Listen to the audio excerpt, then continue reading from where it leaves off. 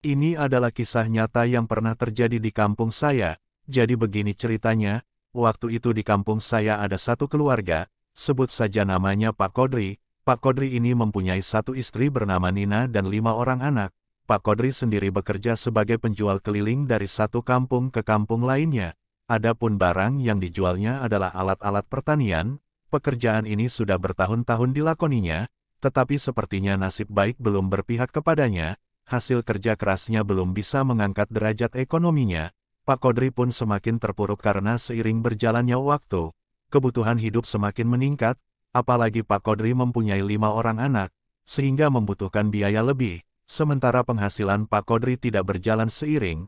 Tentu saja hal ini membuat Pak Kodri putus asa, hingga di suatu waktu Pak Kodri lama tidak terlihat di kampung kami. Kata istrinya Pak Kodri sedang berjualan keluar kota, hingga pada suatu hari, anak tertua Pak Kodri, Siti, meninggal secara mendadak di sebuah saung, tempat biasa Siti menjaga sawah milik tetangganya. Musibah ini membuat ibunya sangat sedih, karena di saat itu Pak Kodri sebagai kepala keluarga sedang tidak berada di rumah, sementara buat menghubunginya susah karena waktu itu belum ada handphone. Di hari ketiga barulah Pak Kodri datang dan tentu saja itu membuat Bu Nani sedikit lega.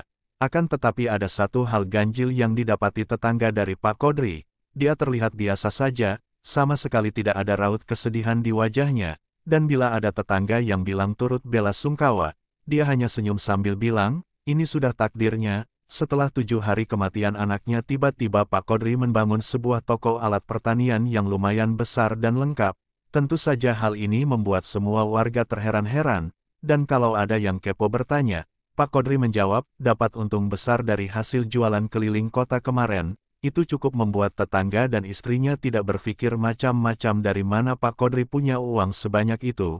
Dari waktu ke waktu usaha Pak Kodri semakin besar, sampai punya toko di kota, rumahnya yang dulu dari bambu sekarang berdiri kokoh dengan halaman yang luas. Singkat kata, Pak Kodri pun menjadi orang terkaya di kampung saya. Untuk mengurusi kebun dan cabang tokonya yang banyak Pak Kodri memiliki banyak karyawan.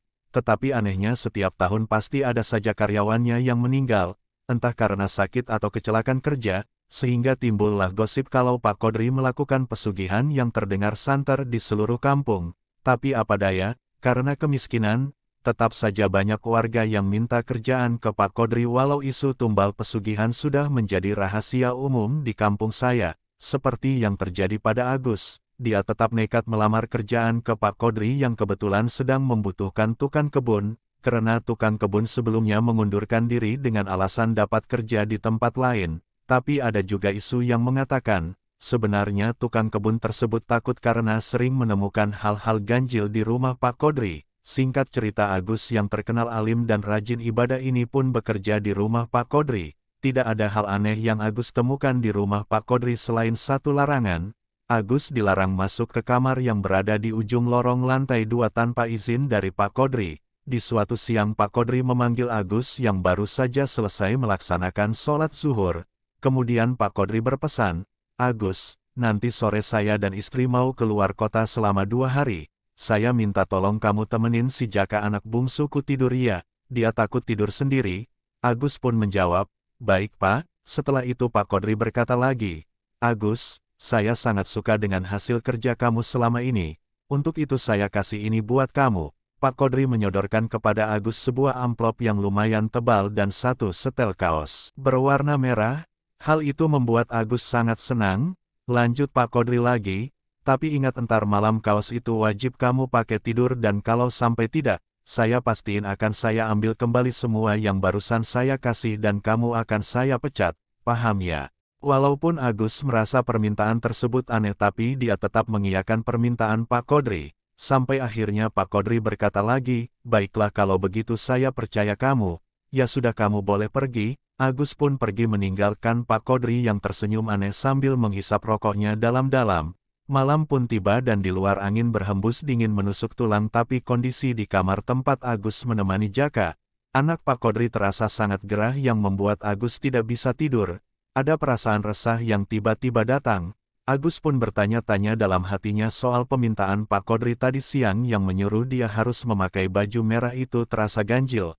Agak aneh menurut Agus, untuk apa sebenarnya? Pertanyaan itu terus berkecamuk di otak Agus malam itu, sampai larut malam Agus tetap tidak bisa tidur, sedangkan jam dinding sudah menunjukkan jam 11 malam tapi tidak membuat Agus mengantuk.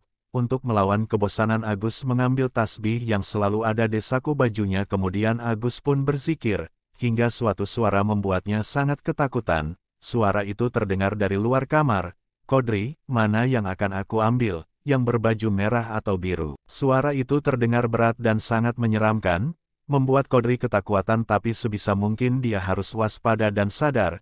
Tidak lama kemudian terdengar jawaban, "Ambil yang berbaju merah, junjunganku yang mulia," dan alangkah kaget Agus saat itu. Bukankah itu suara Pak Kodri dan bukankah dia pergi ke luar kota? Pertanyaan itu terbersit di hati Agus. Sesaat Agus pun sadar dari ketakutannya, dia sadar baju yang dia pakai berwarna merah, sedangkan baju yang dipakai Jaka, anak Pak Kodri berwarna biru. Secara refleks Agus langsung membuka baju dan menukarnya dengan baju Jaka yang seukuran dengannya. Walau masih 7 tahun, anak Pak Kodri bertubuh besar, hampir seimbang dengan tubuh Agus. Beberapa saat kemudian Agus telah bertukar pakaian dengan anak Pak Kodri yang telah tertidur pulas. Sambil menunggu dengan hati tak karuan, Agus kemudian pura-pura tidur.